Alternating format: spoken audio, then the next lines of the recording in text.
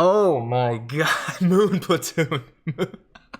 Can you imagine this upset? Absolutely ridiculous. We've been talking about AMC's price action for the last few days, about how it needs to pass a certain level of retracement, but also of the fact that 1460 was a huge milestone for retail investors to come in, and that happened today. And that happened while I wanted to be able to come to you guys and stream live. If you guys want that, comment down below. Tell us which like you are on our way to 1100, because I do want to come back, especially at this crucial time.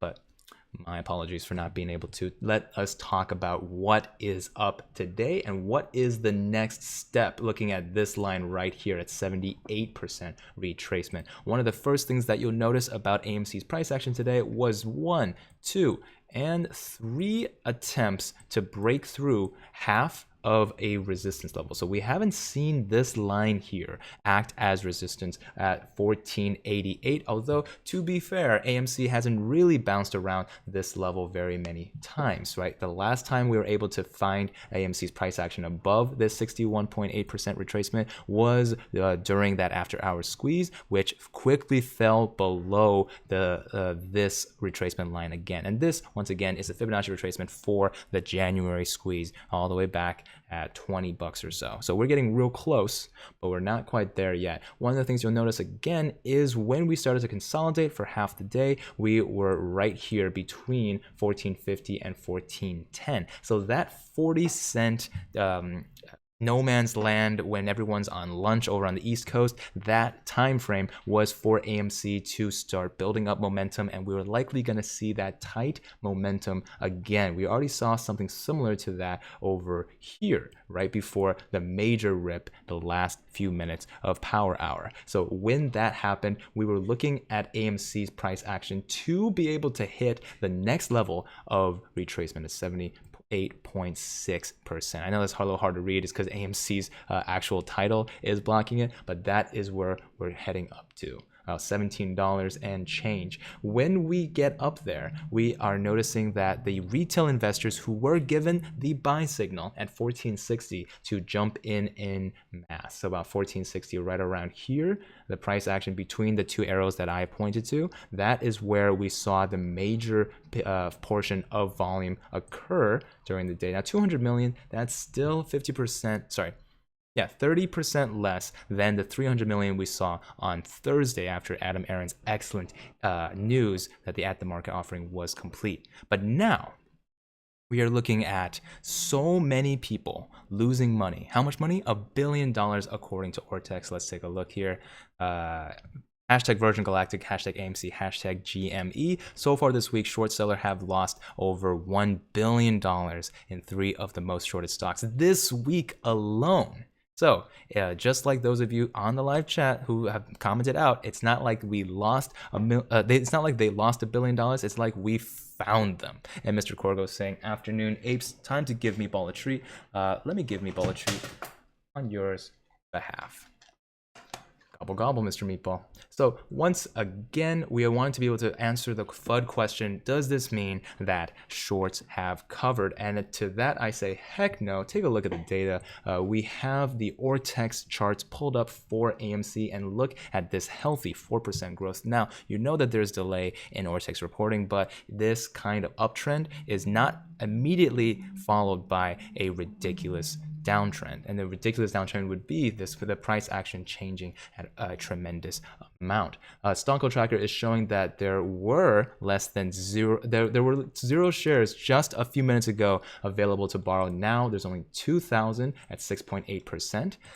Right here we're showing the minimum cost to borrow 6.8%, but the average is still below 10%. This is far and away very different from when we saw AMC's price action at this level last 2 weeks ago.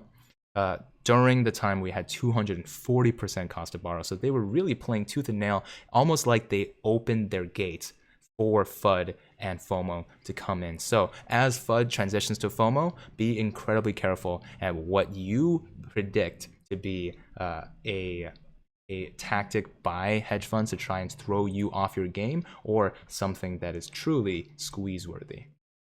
That said, we do follow the price action after hours, so we are looking at AMC feeling a bit under the weather, a siesta below its VWAP during the after hours, and then a healthy 1, 2, 3, 4, 5, and perhaps 6, 7 coming up soon. A level of impulse wave. If you subscribe to the Elliott wave theory, I do. We were almost at $17, just 2 cents shy during the after hours price action, which means there's still bullish price positive pushing during that after hour price action. There are people from all over that are now rushing over to see AMC and GME hit the moon. But you guys also wanted to be able to take a look at what others have to say. This is from Market Watch. After percolating for days, GameStop and AMC finally break out on a big day for meme stocks. So let's at least give this a quick look-see.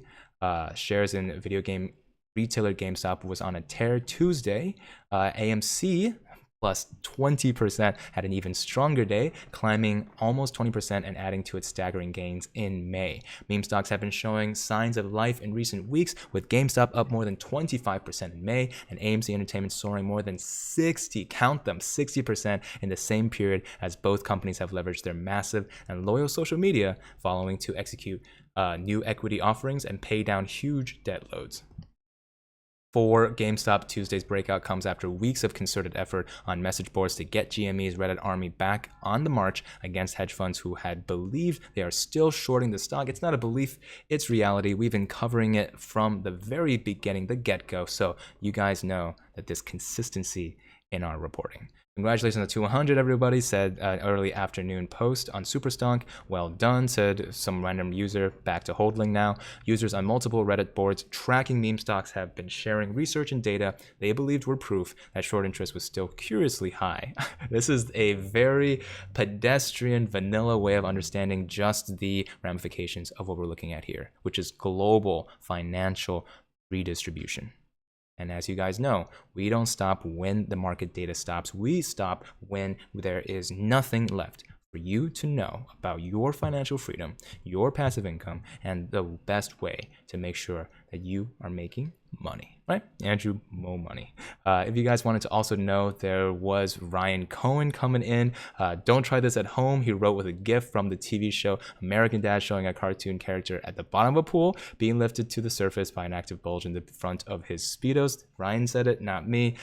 Citadel has no clothes. The walls are closing in. Mother of all Speedo squeezes coming. So from that perspective, you guys know what you need to know for AMC coming up next trading day. And if you guys want me to come and show you guys the ropes, I'm gonna cross my fingers and really hope that I can be there for all of tomorrow, in which there is also going to be a congressional meeting, a Senate meeting about the big banks telling us that the marginal debt is way too high. Thanks for those of you who make this show possible, and we'll see all of you in the money. Peace.